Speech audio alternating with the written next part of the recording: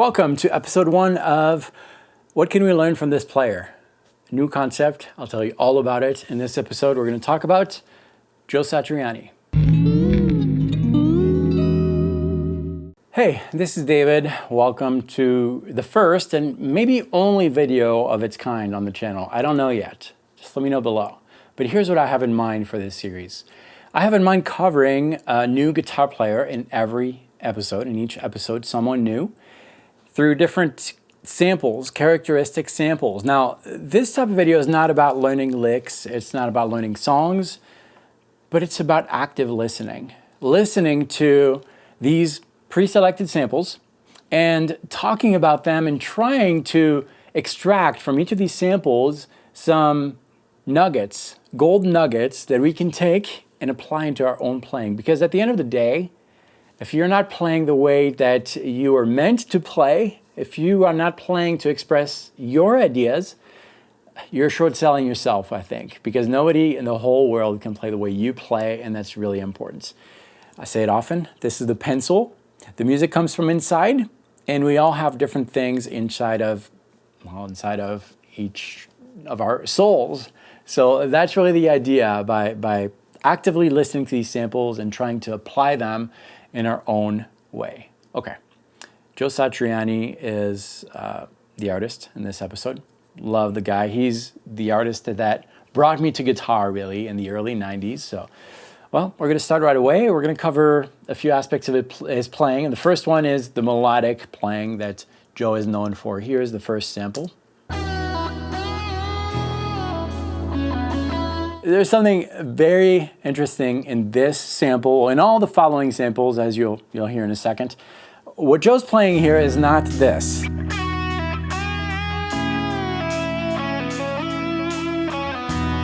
Not quite. Listen one more time and think about the voice.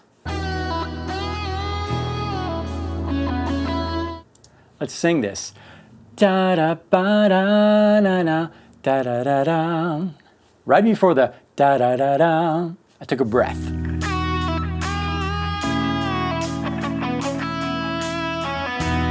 You hear it now? A micro silence in there that has tons of importance. Take a listen again. I'm pretty sure that whenever Joe has to compose a melody, a theme, he probably doesn't do it with his instrument. He probably does it with his voice. It's a recurring thing. You hear the breaths. Take a listen to this. It's a little further in the song. You heard the breath there? Da-na-na-na, da-da-da, right?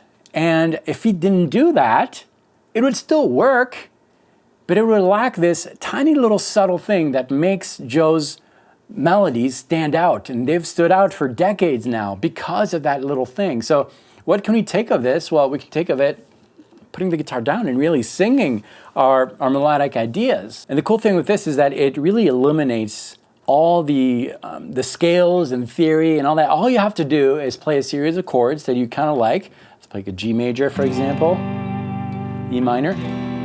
That's enough. And start singing something, thinking about these breaths.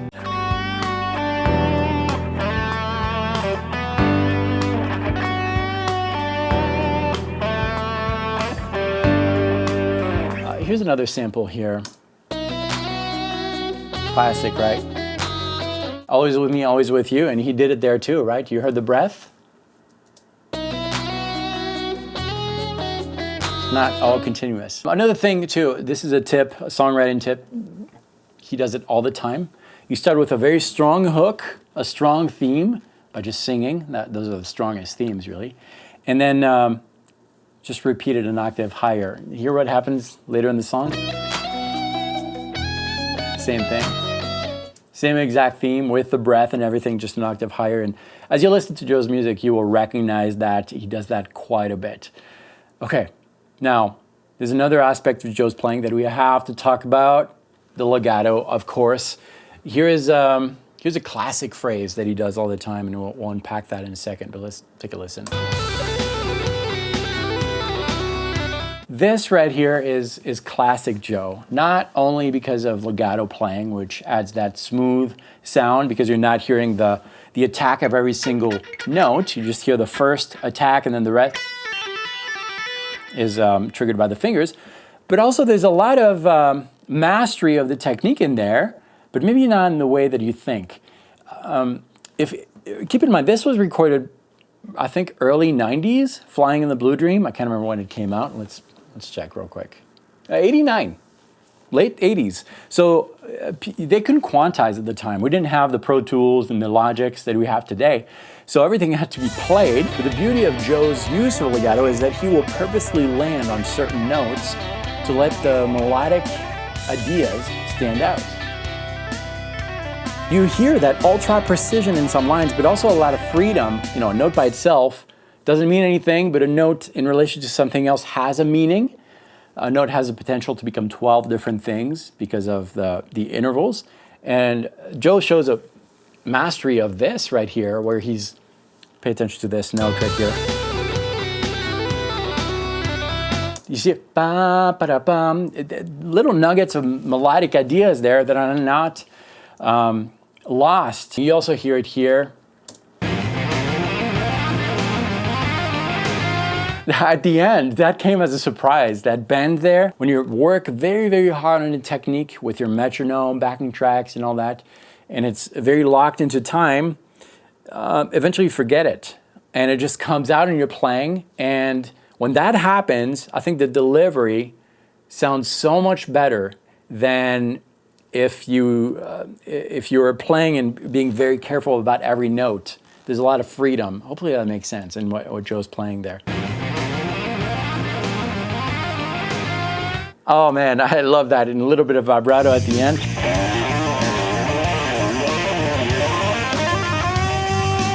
The thing to take away from here is ultra mastery of the technique, very locked into rhythm, but also some liberties into the technique. You work on it so much that you kind of forget it after. And you hear it here in this other extract. I think this is from,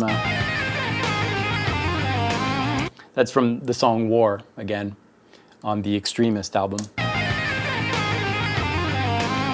Yeah, just classic. You heard it here too, right?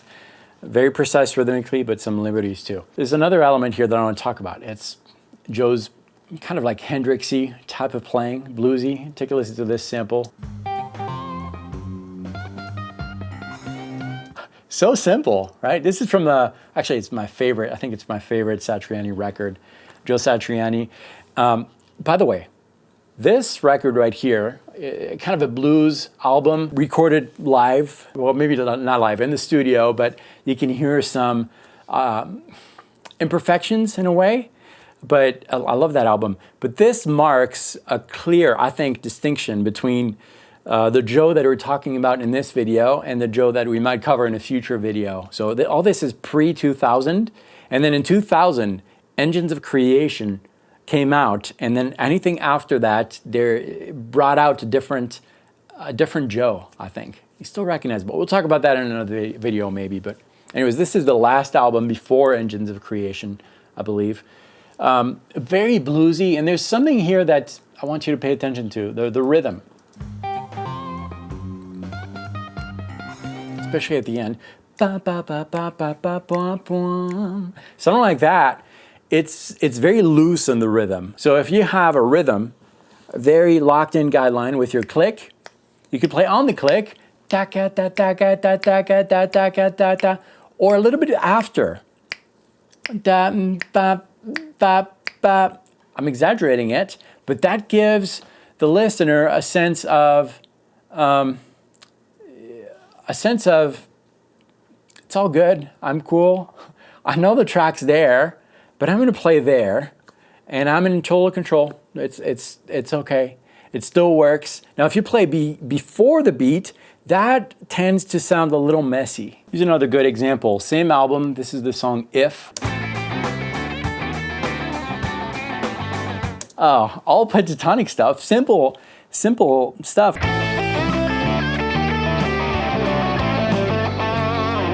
He does that quite a bit when you listen to his albums. Pre-2000 and post-2000, that's something that stayed. Joe's Hendrix-y type of playing after the beat, and it got really, really good in the later years too, and the later albums. All All right, let's talk about riffs. This first sample is from the song War, my favorite Joe Satriani riff ever, probably. So simple, right? But you're already hooked. Joe likes to hook you in right away from the start, either with a very simple melodic theme like we heard at the beginning of this video, or a riff, super catchy riff like that. But these riffs are also very modal riffs. They will establish the mood, the color right away with no ambiguity. I can't say that word. Ambiguité. It's very defined. In this case, we're in E Phrygian. We're starting simple in E, well, E flat, because he's tuning a half step below. Okay, just E, that could be anything, but after that, he's adding E F. That screams Phrygian, E Phrygian demonstration. E Phrygian works perfectly there. Here's another example. This is from a song called Ice 9, early Sat here. I've heard this song hundreds of times, but it's so catchy, I want to hear it again. That was not enough. So that's the hook. And it's also very modal. From the start, Joe is able to establish the mood. And that, because it's so simple, it's also prone to awesome themes. I'm sure just listening to that intro, you can imagine with your voice tons of different themes. So what he's playing there is something like this. Dun, dun, dun, dun, dun. If you know that song, but there are so many more themes you can come up with that. Maybe, I don't know. Why not? Multitude of ideas because it's so catchy and it's so simple. There's one more thing. One more thing about Joe that you can't forget, and it's this thing, the whammy bar. Joe without a whammy is like, I don't know, a David Walliman video without a French word, maybe. But he uses this a lot in different ways. There's a couple samples here. The first one is, I think, from a song called Lord of Karma. There's a massive difference between this, which is the theme, kind of cheesy, but add that vibrato. Adds tons of expression, and you'll hear that in many Joe Satriani tracks. Another use is just with lead. It's not just up and down the fretboard, but it's like these awesome... Joe does that a lot, where he's reaching for those harmonics that are outside of the fretboard. In this case, I'm on the B string. Just after the neck pickup, there is one. And then I'm raising the bar to make these awesome noises. And there's a lot of harmonics, and you can really accentuate them with the use of the whammy bar. Right here on the 3rd fret, 5th, 7th. Really, in essence, there are harmonics everywhere on the fretboard, and that's really what slides are doing. They're bringing out those harmonics. We can't do it because we have thick fingers, but with the right amount of practice, you can bring out a lot of harmonics on the fretboard. I do have an important question. Should I make episode 2? Should we continue doing these every once in a while? Let me know if you like this. Comment below. Tell me maybe which artist we should cover in this series. And also, click this video. It's the perfect continuation of what you just watched. I think you'll like it a lot. Thanks so much for watching this one. I'll meet you right here.